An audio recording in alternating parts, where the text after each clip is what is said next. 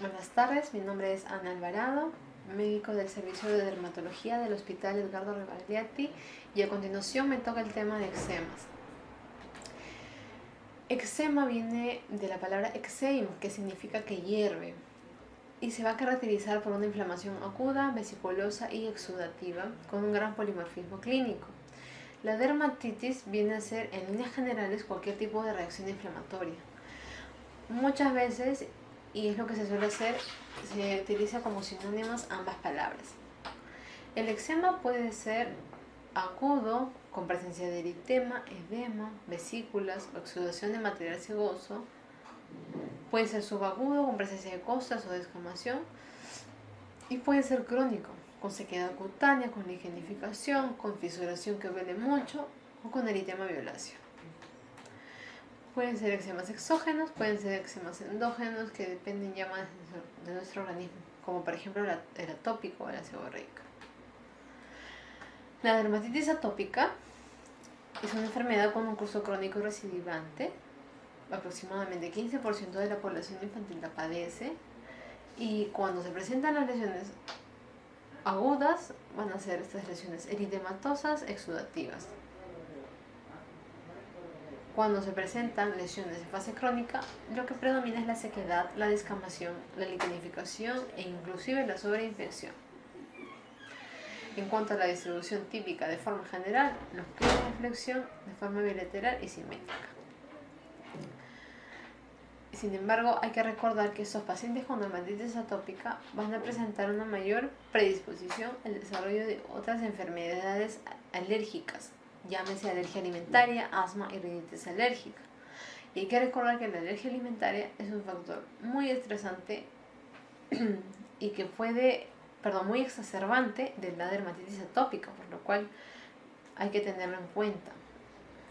En cuanto a la etiología, tenemos que hay múltiples factores genéticos. Por ejemplo, un niño con dermatitis atópica generalmente es un niño que bien tiene familiares que presentan rinitis alérgica, que presentan asma, y es que todo se engloba dentro de el espectro de la atopia, ¿no?, que presentan algunos pacientes. Factores ambientales también pueden intervenir en la exacerbación. La reactividad de la piel, que es una piel muy reactiva con hiperrespuesta. Factores inmunológicos con alteración o de repente mecanismos autoinmunes contra la filagrina, que es una proteína que va a permitir la adhesión de las células por permitir la síntesis de lípidos que van a permitir pues que estos corneocitos estén adheridos el uno del otro. Y bueno, en cuanto a cuadro clínico, dependiendo del grupo etario afectado, va a variar con ciertas modificaciones. En la fase de lactante, que generalmente se presenta en los primeros meses de vida, las localizaciones preferentes son las superiores, cuero cabelludo y cara. Eso sí, respetando el triángulo nasogeniano. En cuanto a la fase del escolar, que va a afectar de los 2 a 10 años, recordar pues que tenemos lesiones secas y liquenificadas sobre todo, a diferencia de la anterior en la que van a haber lesiones más agudas tipo eritema y pápulas. Asimismo, en esta fase del escolar, las lesiones van a ubicarse ya preferentemente en otro lugar, como la flexura antecubital y la poplitea, e inclusive también en la región retroauricular. La fase del adulto se parece mucho a la del escolar, y las lesiones van a ser en este caso secas, subagudas y crónicas. Siendo el lugar de las lesiones la cara, el cuello, las flexuras y el oxígeno. Aquí pues un cuadro que trata de ilustrar las principales localizaciones de afectación de la dermatitis atópica según grupo etario. En el lactante, como vemos pues en mejillas, respetando el triángulo o el área perilabial. En niño, el fosa poplitea, el fosa antecubital, con escoriaciones, con liquenificación, con signos de rasgado crónico. Y el adulto, una afectación, por ejemplo, en cuello.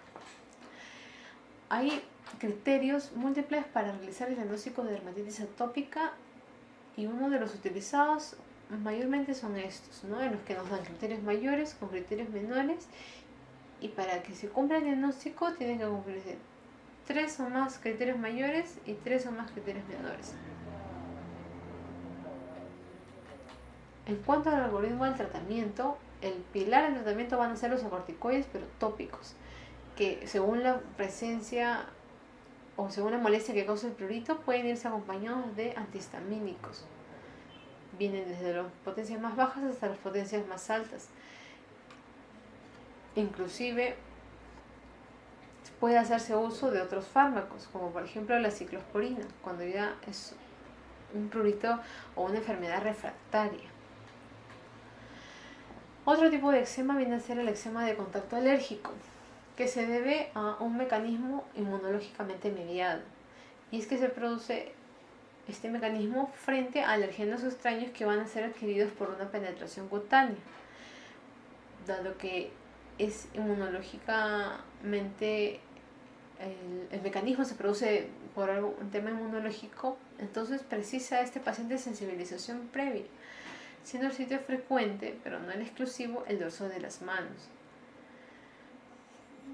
Puede aparecer en localizaciones distantes a la zona de contacto, no necesariamente tiene que ubicarse en la zona de contacto, y las sustancias implicadas van a ser el níquel en las mujeres y el cromo en los varones. ¿Y dónde vemos esta sustancia? En el cemento o en los calzados de cuero, siendo las pruebas epicutáneas positivas en estos pacientes. Aquí la dermatitis de contacto alérgico, por ejemplo por los aretes, esta no sabemos exactamente por qué fue, pero hay lesiones de lignificación, de rascado crónico. Y el otro eczema de contacto que tenemos es el eczema de contacto irritativo. Es más frecuente que el anterior, en este caso no interviene una reacción inflamatoria o inmunológica, y a diferencia del anterior que requiere una sensibilización previa, en este caso puede ocurrir al primer contacto. Por ejemplo, sustancias como el cloro del agua y los jabones van a causar este problema. Y en el caso de esta patología, pues las espículas o las pruebas epicutáneas, van a ser negativas, a diferencia del anterior. Como por ejemplo, ¿no? Aquí se delimita bien el contacto que ha habido con algo, que es lo que ha provocado la dermatitis de contacto.